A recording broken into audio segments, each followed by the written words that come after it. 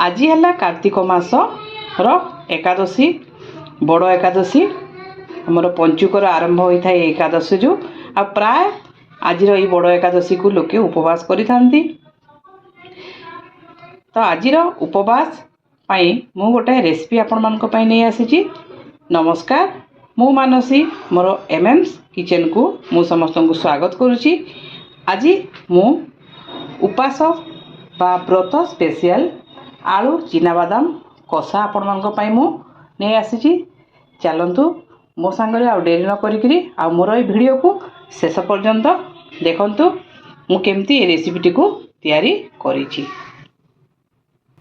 आलू चिनाबादाम कषा पाई मु नेची गोटे कप चिनाबादाम। देखंतु मो चिनाबादाम को टिके सिझेई रखी। आलू सांगरे मु चिनाबादाम को सिझेई दिली।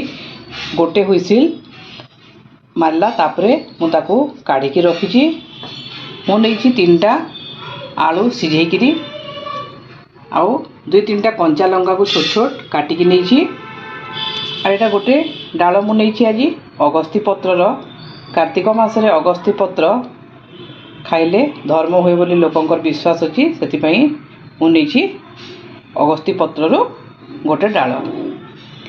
एबे हमें तैयारी करिबा आलू चिनाबादाम कषा। एबे देखंतु मु गैस रे गोटे कड़ाई बसई नेची। सेतरे मु 3 ରୁ 4 चामच रिफाइन तेल नेची। आपण माने चाहिले घी मध्य नै परिबे। उपास व्रत रे घी रे कले का भल होई थाए, किंतु आम घरे घी कहीं खाआंतिनी बोली मु रिफाइन तेल नेची। तेल भल भाबे गरम हो गला परे एथरे भी पकेबा गोटे चामच गोटा जीरा,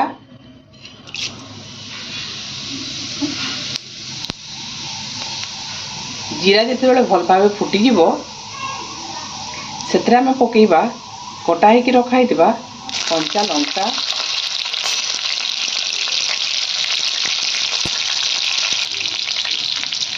एबे एथरे आमे पकेबा अगस्ती पत्र। अगस्ती पत्र पकई सारा पर आमे पकेबा सिझाई के रखा हितबा बादाम को।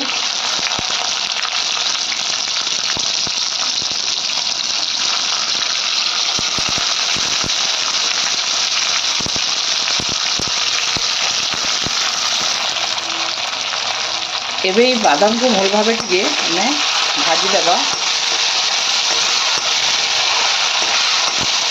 ये रेसिपी तैयारी करने बहुत कम समय लगी थाए, पूरा जल्दी रेडी हो जाए। एबे एथरे हमें आलू पकेबा। मु जो सीझा आलू नहीं ताको एमती छोट छोट खंड करी काटिकी रखी। देखो एबे ये आलू को हमें एथरे पकेबा।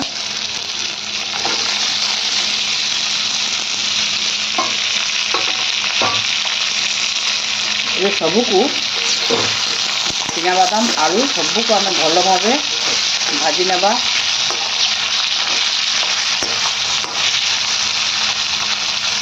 ये सब भाजिला समय गैस रो फ्लेम को मीडियम रे रखिबे।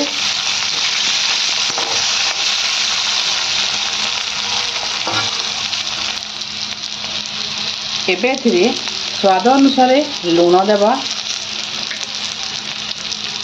हलदी पड़ो ना कहीं व्रत उपवास रे हलदी खाती ना, से आज आम हलदी देवा ना।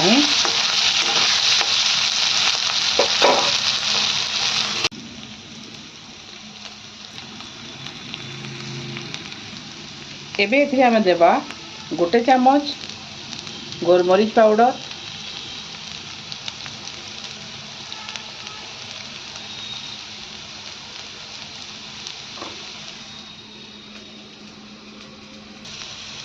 आउ देवा गोटे चामच जीरा पाउडर।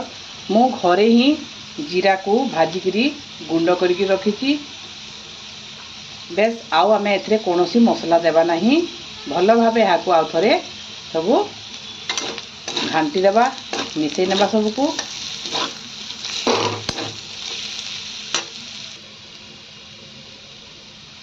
लास्ट देवा अल्प टिके अदा कोरिकी। अदा देला परे आमे बेसी समय भाजीबानी यहाँ ଅଦା ଟିକେ ତା'ର କଞ୍ଚା ବାସ୍ନା ଆସିଲେ ହିଁ ଭଲ ଲାଗିଥାଏ।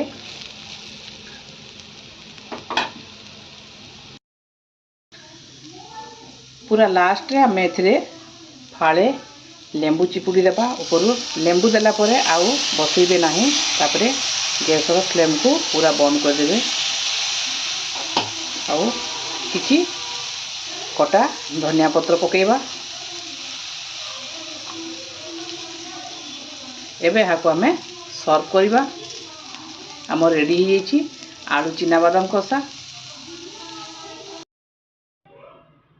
आपण माने मध्य एहिपरि भाबरे आलू चिना बादाम कषा जेकोसी उपवास व्रत दिन करिकरी खूब कम समय भितर करि परिबे एवं एहाकू उपवास रे खाइकरी आपण मजा नहीं पारिबे।